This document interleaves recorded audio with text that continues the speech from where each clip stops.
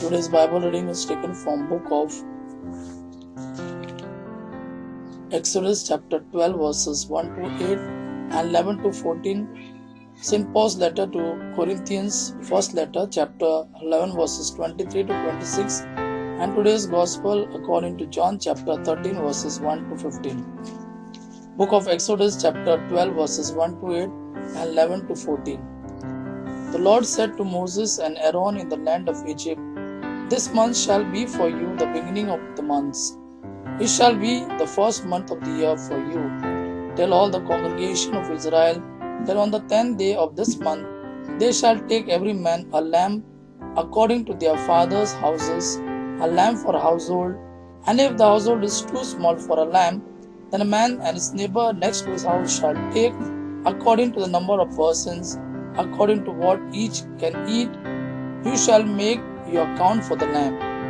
Your lamb shall be without blemish, a male a year old. You shall take it from the sheep or from the goats, and you shall keep it until the 14th day of this month, when the whole assembly of the congregation of Israel shall kill their lambs in the evening. Then they shall take some of the blood and put it on the two doorposts and the lintel of the houses in which they eat them. They shall eat the flesh that night, roasted with unleavened bread, and bitter herb they shall eat it. In this manner you shall eat it, your loins girded, your sandals on your feet, and your staff in your hand, and you shall eat it in haste.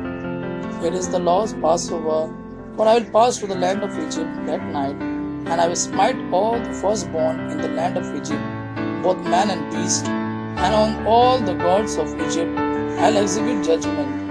I am the Lord. The blood shall be a sign for you upon the houses where you are, and when I see the blood, I will pass over you, and no plague shall fall upon you to destroy you, when I smite the land of Egypt.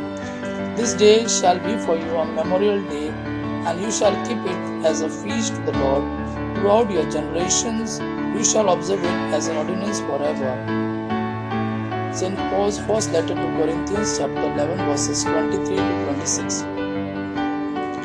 For I received from the Lord what I also delivered to you, that the Lord Jesus on the night when he was betrayed took bread, and when he had given thanks, he broke it and said, "This is my body which is for you. Do this in remembrance of me." In the same way also the cup after supper, saying, "This cup is the new covenant in my blood.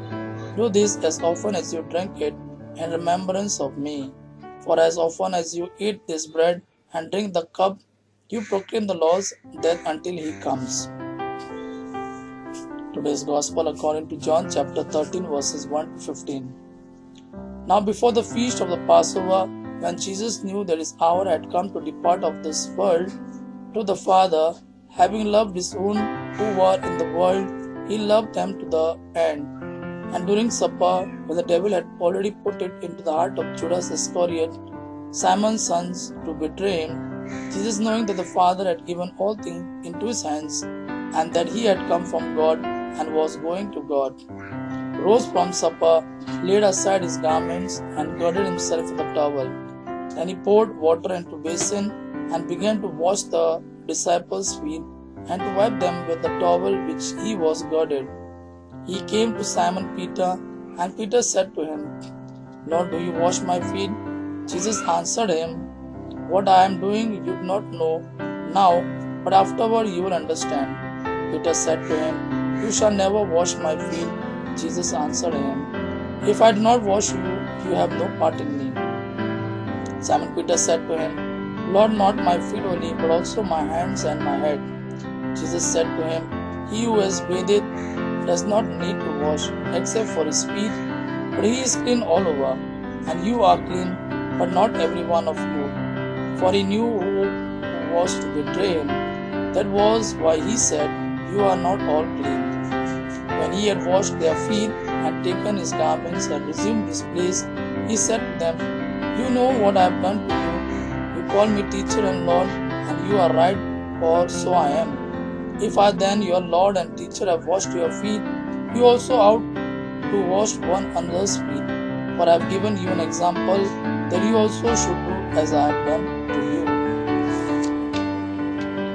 gospel of our Lord Jesus Christ. Praise the Lord Jesus Christ. May God our Father and Son Jesus fill you with His mercy, peace, and love. Amen.